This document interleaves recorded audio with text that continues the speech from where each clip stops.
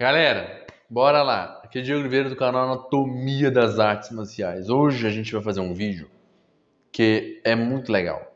Hoje eu vou te apresentar 12 dicas de defesa pessoal que podem mudar a sua vida. Então se liga aí.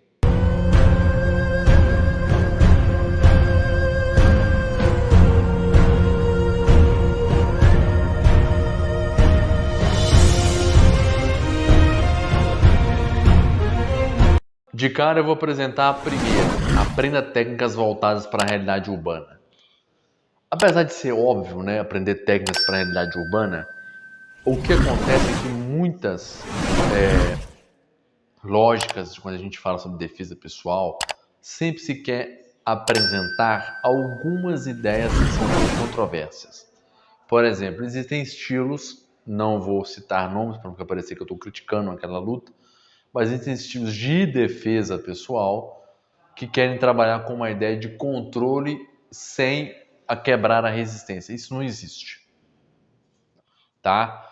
Até hoje, pelo que eu tenho de conhecimento, não só como mestre de Taekwondo, mas dentro da área de defesa pessoal, segurança e proteção, não existe nenhuma solução de controle de um agressor que, olha o cenário, queira te matar, não queira te lutar com você pacificamente, queira te matar, que você não tenha que quebrar a resistência dele.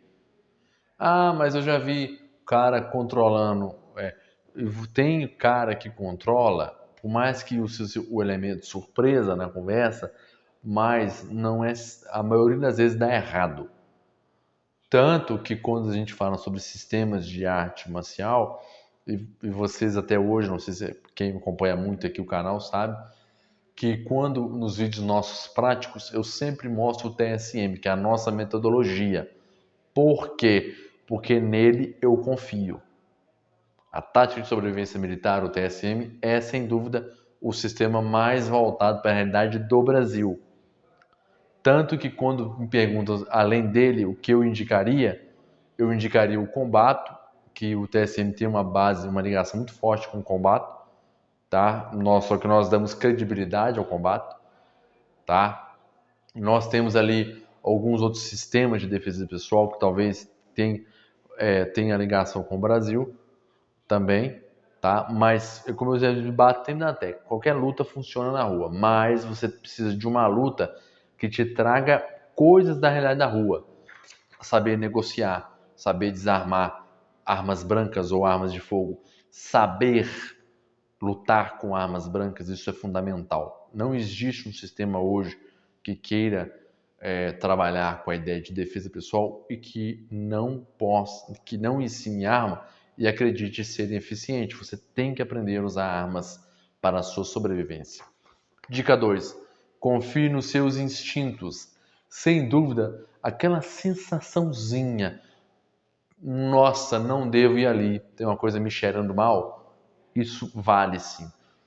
Aquele sexto sentido, aquela sensação assim, devo tomar cuidado, isso é mais realizado para quem pratica artes marciais ou sistemas que usam sistemas de defesa pessoal. Sem dúvida, porque isso é aflorado muito mais, porque o seu instinto de sobrevivência meio que está aflorado, por isso você evita alguns lugares, tá? Ou aglomerações, ok? Terceira dica, lápis. O lápis, tá? Aqui é um conceito que veio do combate e que nós adaptamos para o TSM, que significa localizar armas próprias e impróprias e rotas de fuga.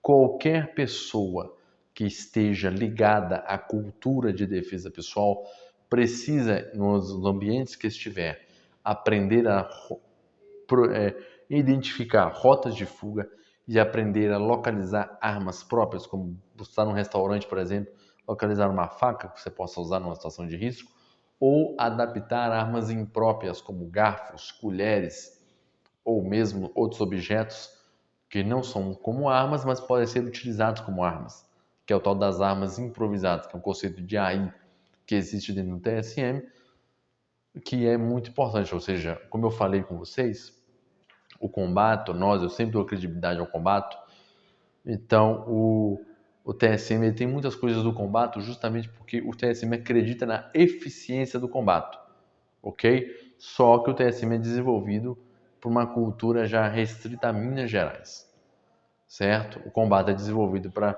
a linha do Rio de Janeiro, mas que funciona também para o Brasil, assim como o TSM também funciona no Brasil, ok?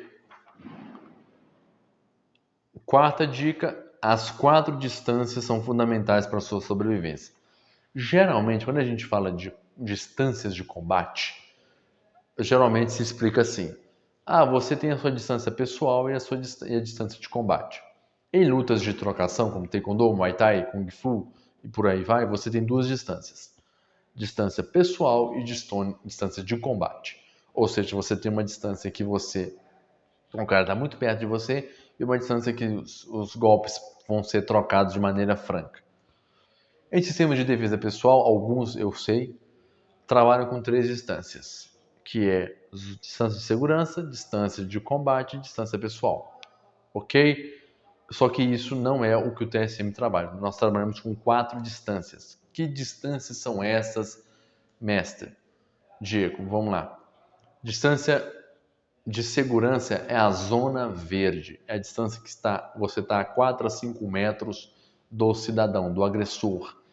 Distância de decisão, que é a zona cinza.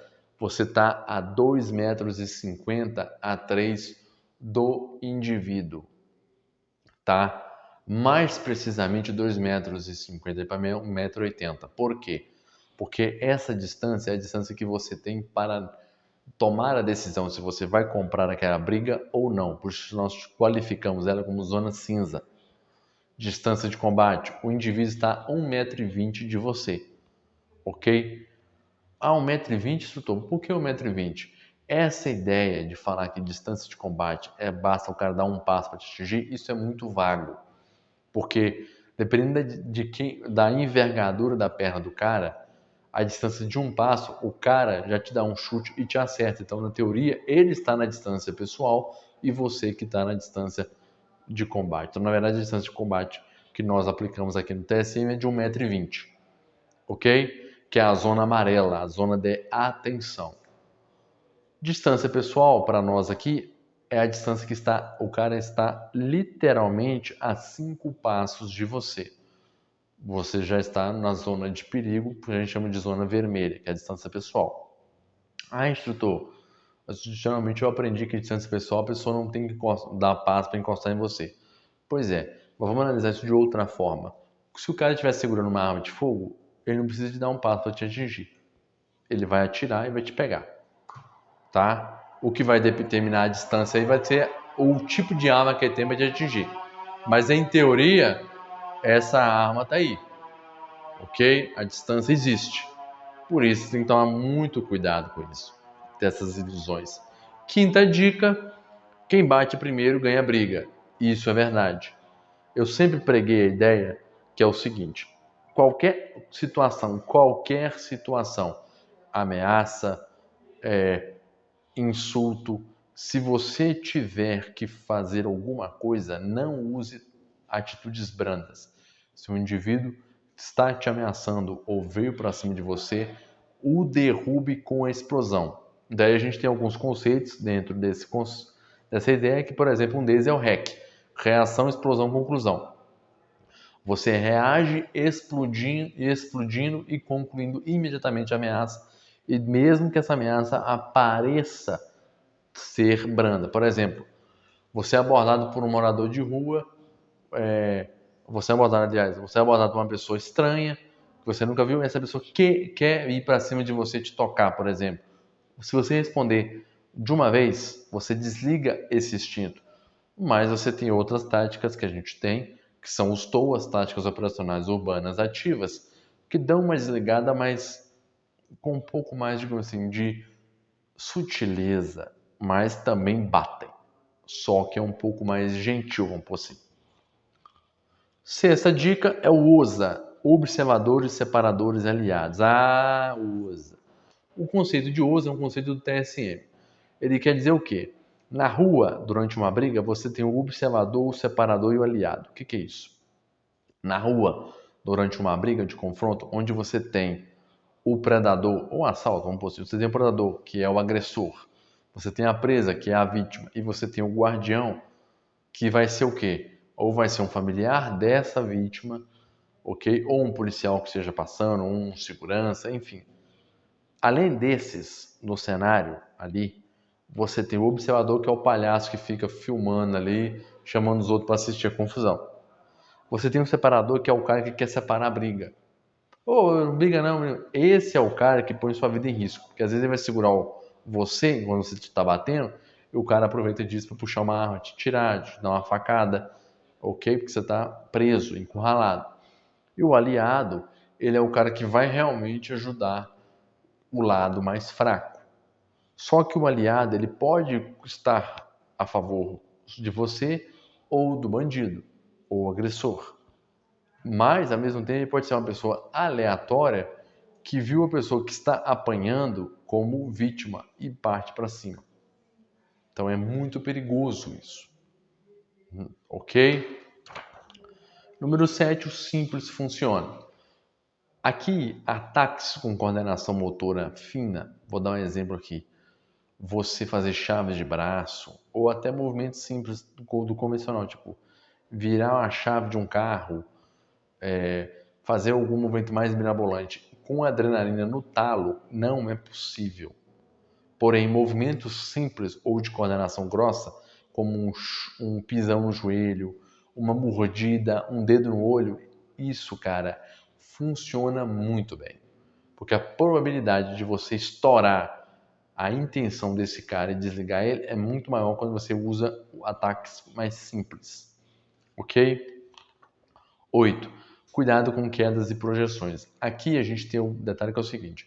Existem alguns sistemas ou artes marciais, quando você projeta o cidadão no chão ou realiza uma queda, você vai junto com ele para o chão. Bem, eu vou lhe dizer uma coisa. Eu já disse isso em alguns treinos que eu participei ou puxei. Quem fica no chão é defunto. Por mais que existem lutas que lutam no chão, eu respeito demais. Você projetar um cara no chão na rua não é inteligente. Você jogar um cara no chão na rua e ir com ele pro chão não é inteligente. É burrice. Por quê? Porque, como eu falei com vocês aqui agora há pouco, existem os aliados. Você tá num cara no chão, ou socando ele, ou pronto para dar um armlock, ou uma técnica ali, um gatame, algum estrangulamento ali, entra um cara pelas suas costas, chuta você ou pisa na sua cabeça.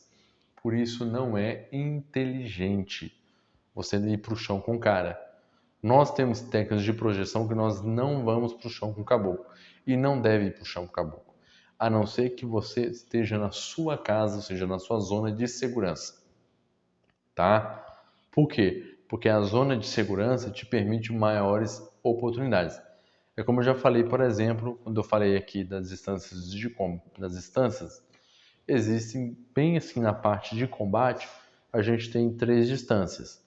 A distância de maior risco, de menor risco e zona fantasma. A de maior risco é quando eu entro pelo lado vivo do cara, ou seja, eu entro onde o cara tem as 2 mãos para bater, lado de dentro do braço do cara. Se eu entrar pelo lado de fora do braço do cara, eu tenho a zona de menor risco para mim. E a zona fantasma é nas costas do cara. Então, eu estar nas costas é sempre vantagem para mim. Mas isso é direcionado como? Quando eu estou somando esses elementos que eu venho trazendo para você. Ok? Continuando, nona dica, evite o confronto. Sem dúvida, você precisa evitar esse confronto. Você não pode ser ingênuo de cair nesse golpe. Ok? Evite o confronto. Você não sabe quem é o cara que está te ameaçando. Releva, pensa, analisa, estuda primeiro, antes de você levantar o peito e falar que eu dá conta e na hora do vamos ver, você não dá conta. ROAC, que é a nossa 10ª dica. Ronda visual, identificação da ameaça e conclusão da ameaça. O que é isso? É um conceito do TSM em que você precisa adquirir um hábito quando está chegando na sua casa, que é fazer uma ronda visual, olhar o que está em volta da sua casa antes de entrar com o carro desesperado. Se você identificar uma ameaça, tomar uma atitude proveniente, que é para a conclusão dessa ameaça. Por exemplo, eu vi um cara suspeito na porta da minha casa. Não entro com o carro, mas eu ligo para a polícia. Pô, tem um cara aqui e tal, esquisito. Ok? Ou se estiver andando na rua, notei um agressor num determinado caminho, eu troco esse caminho. Às vezes, não ir direto para o movimento pode também ser uma conduta de inteligência tática. Não simplesmente, o cara tá ali, eu vou passar por cima dele. Não existe isso, não seja leigo. Ok? 11ª dica é o conceito de SAL, surpresa, ameaça local. Surpresa. A surpresa é um dos gatilhos de paralisação do sentido que nós temos, que ele é inevitável para qualquer um. Não importa se você pratica arte marcial ou não, a surpresa é inevitável para qualquer ser humano. A ameaça vai depender aqui do tipo de ameaça, tá? Que você vai estar correndo. E o local, talvez você não saiba disso. Mas o risco que você corre dentro de uma boate jamais será o mesmo risco que você corre dentro de uma padaria. Ah, mas por quê? Porque o ambiente modifica o tipo de ameaça. Por exemplo, na padaria, mesmo num período noturno, se a gente fosse equivalar os períodos, a padaria a luz fica acesa. Você tem um número reduzido de pessoas, tá? Mas você tem luz. Na boate você tem baixa luminosidade e um número maior de pessoas. Então a visão da situação é completamente diferente.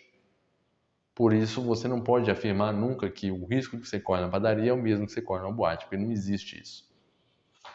Última dica, sua vida vale mais, saiba negociar. Se você saber negociar diante de uma ameaça, você sempre vai vencer essa ameaça. Como assim? Como eu falei até anteriormente aqui, saiba se modificar de uma maneira que você vença aquela ameaça. Se você se prender, você vai dançar, você vai cair. Então não seja ingênuo, vença essa ameaça. Ok? E se funcionou para você, deixa o seu like, se inscreve nesse canal e ativa o sininho para não perder mais vídeo nenhum. Como eu costumo dizer, tamo junto!